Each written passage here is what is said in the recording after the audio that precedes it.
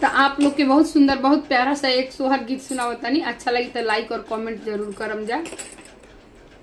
बहुत छोटा सा गीत बा लेकिन बहुत अच्छा बा। कहवा में तुलसी जा नमली हली, कहवा में जरिया रोपाली हो। ए ललना तुलसी के नाम पर में सवार ओढ़ले पीताम्बर हो। ए ललना तुलसी के नाम पर में सवार ओढ़ली पीताम्बर हो।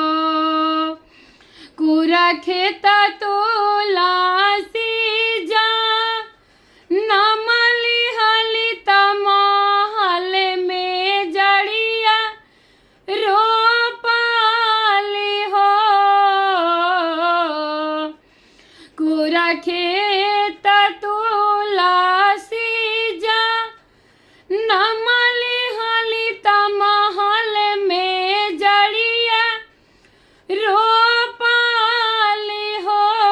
ये ललना तुलसी के नाम पर में सवार ओढ़ली पीताम्बर